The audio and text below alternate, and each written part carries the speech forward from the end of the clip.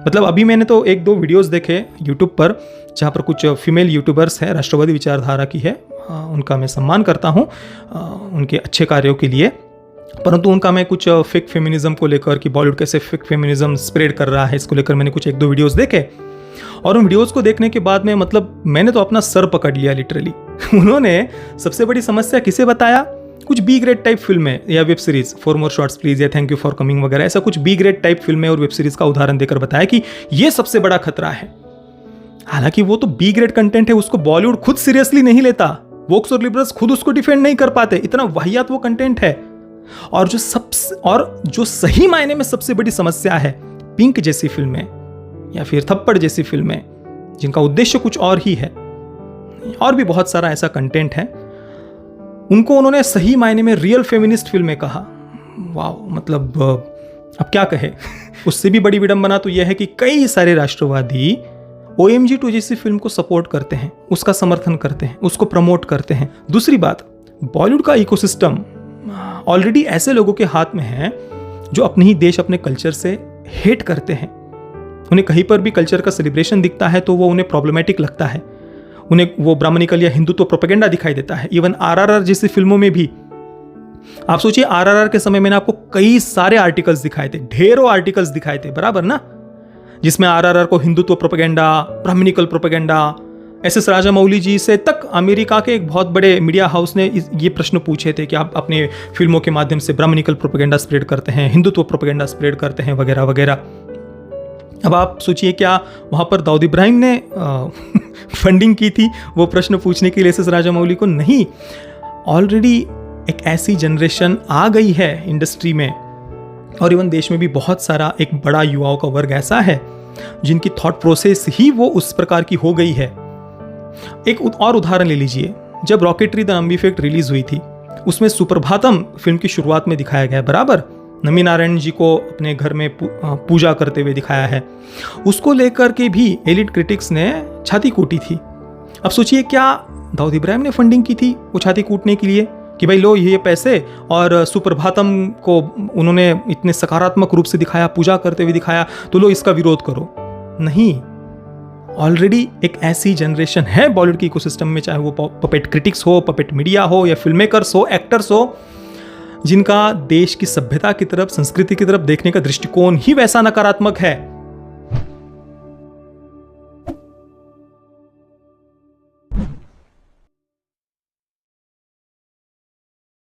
ओम नारायण नारायण नारायण नारायण। सब मित्रों को राम राम, सबका स्वागत है। दोस्तों, कैसे हैं आप सब? दोस्तों, आज दोपहर से आपने कहीं ना कहीं से ये न्यूज़ अवश्य सुनी होगी कि पाकिस्तान में दाऊद इब्राहिम को किसी ने जहर दे दिया है और उसकी मृत्यु हो गई है। हालांकि पाकिस्तान से इसको लेकर कोई अभी तक ऑफिशियल कंफर्मेशन नहीं आई है, परंतु काफ़ी महत्वपूर्ण ऐसे सूत्रों के माध्यम से ये बताया गया है। और आज दोपहर से अलग अलग न्यूज़ चैनल्स पर आपने इसको लेकर कोई ना कोई रिपोर्ट अवश्य देखी होगी। वैसे पाकिस्तान इसको कभी भी ऑफिशियली कंफर्म करेगा भी नहीं, क्योंकि वो तो हमेशा से इसे खारिज करता आया है, डिनाई करता आया है कि भाई दाऊद इब्राहिम तो हमारे यहाँ पर है ही नहीं, तो वो कैसे इस बात को एक्सेप्ट करेगा। हालांकि पिछले 5-6 महीनों में हमने देखा है, 7-8 महीनों में, कि कई सारे बड़े बड़े जो आतंकवादी है, खलिस्तानी है, अचानक से उनको मार दिया जा रहा है। और ये संख्या 20 के करीब है। बड़े बड़े आतंकवादियां, उनको अचानक से कोई गुप्त व्यक्ति के द्वारा उनको शूट कर दिया जा रहा है। अभी हम यहाँ पर पर्टिकुलरली दाऊद इब्राहिम को लेकर बात करने वाले हैं। काफ़ी सारे कमेंट्स भी मैंने पढ़े कि क्या दाऊद इब्राहिम के जाने के बाद में बॉलीवुड पर इसका कोई असर पड़ेगा, क्योंकि दाऊद इब्राहिम की अंडरवर्ल्ड की बॉलीवुड को फंडिंग वगैरह, ये तो हम काफ़ी कितने वर्षों से ये बातें हम सुनते आ रहे हैं। तो क्या दाऊद इब्राहिम के जाने के बाद में बॉलीवुड में कोई परिवर्तन होगा, नहीं होगा, क्या परिणाम होंगे, इसके बारे में अभी हम यहाँ पर चर्चा करने वाले हैं। वैसे जो मित्र हमारे चैनल से जुड़े हुए हैं उनको लेकर उनके मन में तो इसको लेकर कोई संदेह होने का प्रश्न ही नहीं उठता, क्योंकि कितने वर्षों से मैं लगातार इसको लेकर चर्चा करता आया हूं। तो पर कई सारे दर्शक ऐसे भी होंगे जिनके मन में इसको लेकर कुछ संदेह, कन्फ्यूजन हो सकता है। तो इसी कारण से मुझे लगा कि इस विषय पर चर्चा करना आवश्यक है। देखिए, सबसे पहली बात तो अंडरवर्ल्ड को, क्रिमिनल्स को ग्लोरीफाई करने वाली जो कुछ फिल्में आती थी, वो आज से 7-8 वर्ष पहले के समय तक हमने उनका एक बहुत बड़ा प्रचलन बॉलीवुड में देखा हुआ है। वो वंस अपॉन अ टाइम वगैरह हो, या वो डी कंपनी वगैरह, या रईस वगैरह, आतंक, मतलब ऐसे अंडरवर्ल्ड को, क्रिमिनल्स को ग्लोरीफाई करने वाली बहुत सारी लाइन से फिल्में हमने बॉलीवुड में देखी थी, पर पिछले 6-7 वर्षों में उसका चलन काफ़ी हद तक अभी बॉलीवुड में ऑलरेडी कम हो चुका है। रही बात अंडरवर्ल्ड के फंडिंग की, तो अभी डीमोनेटाइजेशन के बाद में वैसा कुछ संभव होगा, ये इसकी आशंका मुझे कम लगती है। हालांकि ऐसा नहीं कि पैसा नहीं आता होगा, फंडिंग के और भी बहुत सारे तरीके हैं, तो हो सकता है कि कहीं पर किसी ना किसी प्रकार से अलग अलग प्रकार से होती होगी फंडिंग, कुछ कंफर्म इसके बारे में तो मैं नहीं कह सकता। पर सबसे महत्वपूर्ण बात, अगर फंडिंग रुक भी जाती है तो क्या आपको लगता है कि बॉलीवुड में कोई परिवर्तन आएगा? मुझे तो नहीं लगता। 1% भी परिवर्तन आएगा ऐसा मुझे बिल्कुल भी नहीं लगता, क्योंकि मैंने कई बार आप सब मित्रों को कहा हुआ है, इसी कारण से मैंने कहा हमारे चैनल से जो मित्र जुड़े हुए हैं उनके मन में तो उसको लेकर कोई संदेह होने की प्रश्न ही नहीं उठता। क्योंकि देखिए, जैसे कि मैंने कई बार कहा है कि ऑलरेडी आज बॉलीवुड एक ऐसी जनरेशन की हाथ में है जो दूसरी तीसरी जनरेशन है। जो पुराने फिल्म मेकर्स थे, एक्टर्स वगैरह थे, उनकी जो दूसरी या तीसरी जनरेशन है, उनके हाथ में आज लगभग बड़े बड़े प्रोडक्शन हाउस हो या बॉलीवुड का जो कंट्रोल है वो उनके हाथ में है। और एक ऐसी जनरेशन ऑलरेडी क्रिएट हो गई है जो अपने ही देश से, अपने ही कल्चर से, अपनी ही संस्कृति से अंदर से हेट करती है। इस हद तक हेट करती है कि वो किसी भी प्रकार से भारत, भारतीय संस्कृति, भारतीयता, इसका सम्मान करने वाली कहानियां वे ना लिख सकते हैं, ना ऐसी फिल्में बना सकते हैं। और अगर वे वैसा कुछ प्रयास करते भी है तो वो उनसे नहीं हो पाता। यह हमने सम्राट पृथ्वीराज में भी देखा, आदिपुरुष में भी देखा, गणपत में भी देखा, तेजस में भी देखा। वो सम्मान के साथ में हमारी संस्कृति को प्रस्तुत नहीं कर सकते, क्योंकि अंदर से वो भाव होने की भी तो आवश्यकता है ना। तो ऑलरेडी इंडस्ट्री ऐसे लोगों के हाथ में है या चंगुल में है, ऐसा कहिए, जो जमीन से टूट चुके हैं और एक पूर्ण रूप से वामपंथी इतिहास को पढ़ करके वोक माइंडसेट, वेस्टर्न माइंडसेट के ऑलरेडी वो हो चुके हैं और उनका सोचने का तरीका ही अलग है, उनकी जीवन की समस्याएं ही अलग है, जो आम जनता के साथ में वो नहीं जुड़ सकते। उनका वही, जैसा कि मैं हमेशा कहता हूँ, वो बात भले ही आपको काफ़ी रिपीटेटिव लगे, बार बार मैं बोलता हूँ ऐसा लगेगा, पर वो सच्चाई है। उनका फिल्मों की कहानी लिखने का एकमात्र उद्देश्य है छाती कूटना, वो चाहे परिवार के नाम से हो, पारिवारिक संस्था के नाम से हो, विवाह की संस्था के नाम से हो, बुजुर्गों के नाम से हो, रीति रिवाजों के नाम से हो, परंपराओं के नाम से हो, सिस्टम के नाम से हो, समाज के नाम से हो, उनके नाम से छाती कूटना, नक्सलियों को क्रांतिकारी दिखाना, आतंकवादियों को विक्टिम बताना, सिस्टम का उनको जस्टिफाई करने का प्रयास करना, यही उनकी बेसिक थीम दिखती है। और बाकी sexual liberation, LGBTQ agenda, radical gender identity का एजेंडा, जो हमारी सभ्यता जिसमें ब्रह्मचर्य का सबसे महत्वपूर्ण आधार है, 21 वर्षों तक ब्रह्मचर्याश्रम का पालन करने के लिए जहाँ पर विद्यार्थियों को कहा जाता है, ब्रह्मचर्य को सबसे बड़ी तपस्या और सिद्धि कहा गया है, सारे के सारे शास्त्र जहाँ पर ब्रह्मचर्य और वीर रक्षा की महिमा से भरे पड़े हैं, वहाँ पर इंडस्ट्री कैसी कैसी प्रोपेगेंडा फिल्में बनाती है वो हमने देखा हुआ है। तो जैसा कि मैंने कहा कि एक ऐसी जनरेशन ऑलरेडी इंडस्ट्री में आ चुकी है जिनका सोचने का तरीका ही अलग है। वो भारतीय मूल्य, भारतीय संस्कृति उनमें ना के बराबर है, बिल्कुल। हाँ, वेस्टर्न थॉट प्रोसेस हम उसको कह सकते हैं।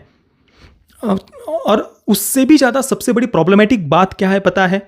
कि कई सारे राष्ट्रवादी विचारधारा के ही लोग, वे भी फिल्म इंडस्ट्री का उपयोग कैसे करना है या फिल्म इंडस्ट्री के माध्यम से वामपंथी कैसे अपना नैरेटिव, अपना प्रोपेगेंडा, टॉक्सिक प्रोपेगेंडा स्प्रेड करते हैं, ये बहुत सारे राष्ट्रवादी तक नहीं समझते। ये सबसे बड़ी प्रॉब्लम की बात है।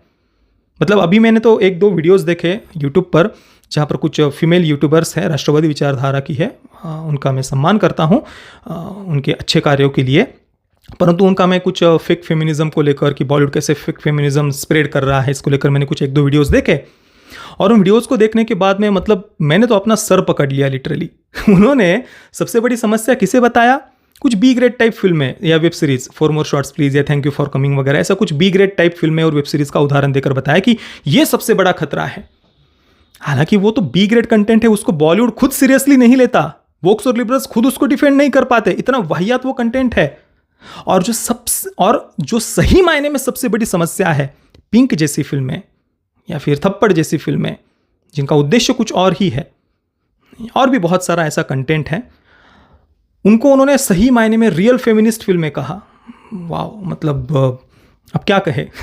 अनुभव सिन्हा जैसे वामपंथी प्रोपेगेंडिस्ट फिल्म मेकर्स या फिर और भी कुछ ऐसे, पिंक वगैरह, जो सबसे ज़्यादा प्रॉब्लमेटिक फिल्म मैं तो जिसे कहूँगा पिंक जैसी फिल्मों को, वो उन्हें रियल फेमिनिस्ट फिल्में लगती है। ये तो अपने आप में ही बहुत बड़ी विडंबना है। उससे भी बड़ी विडंबना तो यह है कि कई सारे राष्ट्रवादी OMG 2 जैसी फिल्म को सपोर्ट करते हैं, उसका समर्थन करते हैं, उसको प्रमोट करते हैं, और उन्हें लगता है कि हाँ ये सबसे ज़्यादा आवश्यक है आज हमारे देश में OMG 2।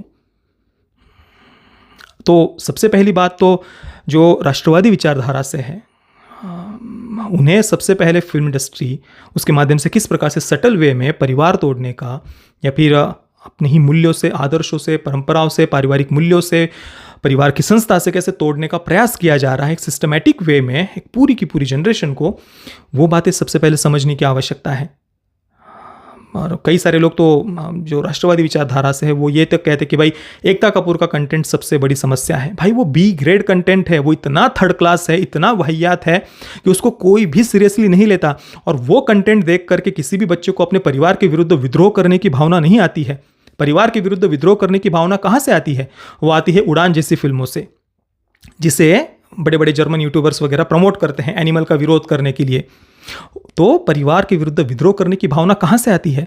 उड़ान जैसी फिल्मों से। या फिर पावा कड़ाईगल जैसी जो सीरीज नेटफ्लिक्स की सबसे ज़्यादा डीपली प्रॉब्लमेटिक मैं उसे कहूँगा, उपेन्ना जैसी फिल्में, ये सबसे बड़ी समस्या है।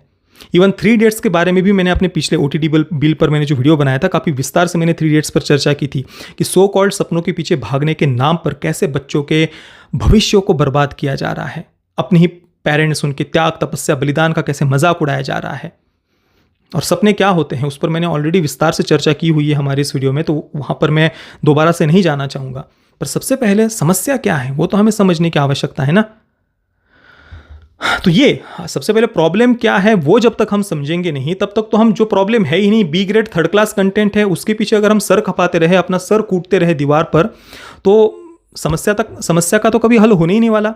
और वामपंथी तो और ज़्यादा शुगर कोट करके अपना प्रोपेगेंडा स्प्रेड करते रहेंगे अगर हम वो बातें समझे ही नहीं। और इसमें तो वामपंथी सबसे ज़्यादा माहिर है। तो सबसे पहला प्रॉब्लम क्या है कि हमें रियल प्रॉब्लम क्या है, समस्या क्या है, कौन सा कंटेंट असली समस्या है, वो हमें समझने की आवश्यकता है। वो चाहे OMG 2 हो, पावा कड़ाईगल हो, उड़ान हो, या फिर इवन 3 इडियट्स जैसी फिल्में। वो एंटरटेनिंग है, हम 50 बार उसको देख सकते हैं, पर एक सटल वे में कौन सी बातें वो हमारे दिमाग में डाल रही है उस पर कम से कम एक लॉजिकल डिस्कशन होना चाहिए। मैं तो भाई बैन, बॉयकॉट और ये सब फालतू बातें हैं हमेशा से कहता आया हूँ, पर कम से कम समझे बातों को कि उसके पीछे का उद्देश्य, एक वोक माइंडसेट क्या होता है, परिवार के विरुद्ध विद्रोह करने की भावना, सो कॉल्ड सपनों के पीछे भागकर अपने ही कर्तव्यों से दूर भागना, उसके प्रति निष्क्रियता। और जो कुछ टीनेज ड्रामाज वगैरह आते हैं उनमें भी यही सेम थीम हमें देखने को मिलती है। दूसरी बात, बॉलीवुड का इकोसिस्टम ऑलरेडी ऐसे लोगों के हाथ में है जो अपने ही देश, अपने कल्चर से हेट करते हैं। उन्हें कहीं पर भी कल्चर का सेलिब्रेशन दिखता है तो वो उन्हें प्रॉब्लमेटिक लगता है, उन्हें वो ब्राह्मणिकल या हिंदुत्व प्रोपेगेंडा दिखाई देता है। इवन RRR जैसी फिल्मों में भी आप सोचिए, RRR के समय मैंने आपको कई सारे आर्टिकल्स दिखाए थे, ढेरों आर्टिकल्स दिखाए थे, बराबर ना, जिसमें RRR को Hindutva propaganda, brahminical propaganda, SS Rajamouli ji से तक अमेरिका के एक बहुत बड़े मीडिया हाउस ने ये प्रश्न पूछे थे कि आप अपने फिल्मों के माध्यम से ब्राह्मणिकल प्रोपेगेंडा स्प्रेड करते हैं, हिंदुत्व प्रोपेगेंडा स्प्रेड करते हैं, वगैरह वगैरह। अब आप सोचिए, क्या वहाँ पर दाऊद इब्राहिम ने फंडिंग की थी वो प्रश्न पूछने के लिए SS राजामौली को? नहीं। ऑलरेडी एक ऐसी जनरेशन आ गई है इंडस्ट्री में, और इवन देश में भी बहुत सारा एक बड़ा युवाओं का वर्ग ऐसा है जिनकी थॉट प्रोसेस ही वो उस प्रकार की हो गई है। एक और उदाहरण ले लीजिए, जब rocketry the Nambi effect release हुई थी, उसमें सुप्रभातम फिल्म की शुरुआत में दिखाया गया, बराबर, नमी नारायण जी को अपने घर में पूजा करते हुए दिखाया है। उसको लेकर के भी एलिट क्रिटिक्स ने छाती कूटी थी। अब सोचिए, क्या दाऊद इब्राहिम ने फंडिंग की थी वो छाती कूटने के लिए कि भाई लो ये पैसे, और सुप्रभातम को उन्होंने इतने सकारात्मक रूप से दिखाया, पूजा करते हुए दिखाया, तो लो इसका विरोध करो? नहीं। ऑलरेडी एक ऐसी जनरेशन है बॉलीवुड के इकोसिस्टम में, चाहे वो पपेट क्रिटिक्स हो, पपेट मीडिया हो, या फिल्म मेकर्स हो, एक्टर्स हो, जिनका देश की सभ्यता की तरफ, संस्कृति की तरफ देखने का दृष्टिकोण ही वैसा नकारात्मक है। उसके लिए फंडिंग की कोई आवश्यकता ही नहीं है। ये बात हमें सबसे पहले समझने की आवश्यकता है। तो जैसा कि मैंने कहा, रियल प्रॉब्लम क्या है वो हम जब तक उसको आइडेंटिफाई नहीं करेंगे, उसको जब तक नहीं समझेंगे, तब तक समस्या का हल हम लाएंगे कहाँ से? ये फंडिंग वगैरह इन सब बातों से इंडस्ट्री ऑलरेडी बहुत आगे जा चुकी है। ऑलरेडी जिन्हें हम वोक एक्टिविस्ट कहते हैं ना, वो फिल्म मेकर्स बन करके बैठे हुए हैं, वही झोला छाप माइंडसेट।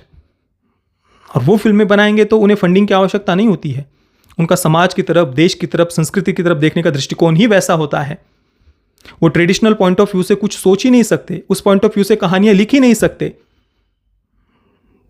तो ये थे मेरे इस पर विचार। इस पर तो बहुत कुछ बोला जा सकता है, ऑलरेडी मैंने सैकड़ों बार ये सब बातें की हुई है, इसी कारण से कुछ कुछ बातें थोड़ी रिपीट की हुई लगती है, पर अब जो विषय है उस पर बात तो करनी होगी और ये बातें गंभीरता से इन्हें सोचने की आवश्यकता है, ऐसा मुझे लगता है। बाकी दोस्तों, आपके इस पर क्या विचार है मुझे आप नीचे कमेंट में अवश्य बताना। ये वीडियो देखने के लिए आप सभी मित्रों का बहुत बहुत धन्यवाद।